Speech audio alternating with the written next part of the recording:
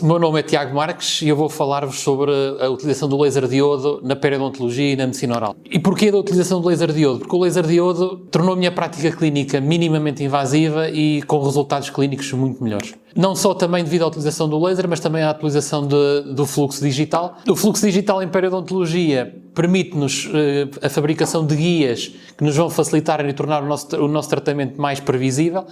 Através da aquisição dos dados no CBCT, nós conseguimos fazer a fusão dos dados provenientes do CBCT e do scan intraoral, que nos vai permitir planear os casos e planear virtualmente a cirurgia de maneira a que sejamos menos invasivos e que obtenhamos os resultados que pretendemos ter de maneira rápida e previsível. Os aumentos de coroa clínica são as situações em que eu utilizo mais o laser diodo, principalmente para a correção dos zénites, como podem ver aqui na imagem, que me permite, através das guias cirúrgicas e a utilização do laser diodo, permite-me fazer a gengivectomia e a correção dos zénites de forma previsível e, a posteriori, o alongamento, a correção do espaço biológico através da cirurgia convencional.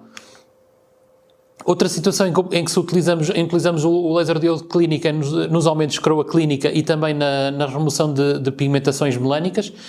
Este caso é um caso em que fizemos um aumento da coroa clínica no incisivo central e de seguida fizemos um peeling, a remoção da melanina, e que obtivemos resultados bastante satisfatórios ao fim de um mês.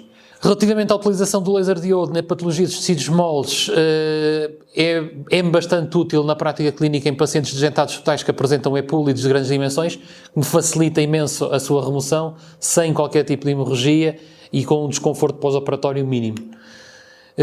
Como podem ver, nestas situações, grandes epúlides em zonas de algum risco para cirurgia convencional, como esta que é a emergência do mentoniano se encontrava nesta zona, o laser diodo traz algumas vantagens clínicas. Bem como nestas situações em que grandes epúlides em pacientes hipocoagulados, que nos facilitam imenso a cirurgia, fazendo uma cirurgia praticamente sem sangue.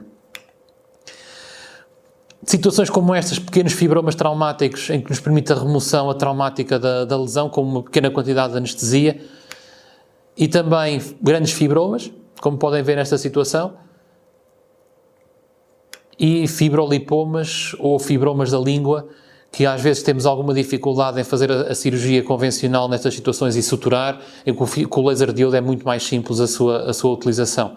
E bem como neste caso de um grande fibrolipoma, em que foi removido com o laser diodo, em que apenas fica uma pequena cicatriz que não sangra e o paciente pode ir para casa sem qualquer tipo de problemas. E também nestas situações em pacientes hipocoagulados com lesões vasculares de grandes dimensões, que são lesões que às vezes temos algum receio de fazer a cirurgia na nossa prática clínica, porque elas são lesões grandes que podem sangrar e pacientes hipocoagulados então podemos ter complicações graves. O laser diodo nestas situações facilita-nos imenso a cirurgia. Nesta situação apenas suturámos, porque era um paciente de risco, era um paciente que fazia hemodiálise e faz anticoagulantes, e por isso decidimos suturar. Caso não fosse um paciente de risco, nem isso faríamos. E pequenas lesões vasculares da língua também podem ser removidas traumaticamente sem grandes complicações. E outra situação em que podemos utilizar o laser diodo são as frenectomias nas crianças, porque são situações que são complicadas, uma criança é difícil de controlar e o laser diodo permite-nos fazer a remoção deste freio sem grandes complicações, e mesmo que a paciente deixe de ser colaborante durante a cirurgia, pelo menos não temos que nos preocupar com a sutura, e o laser diodo permite-nos dar-nos essa segurança.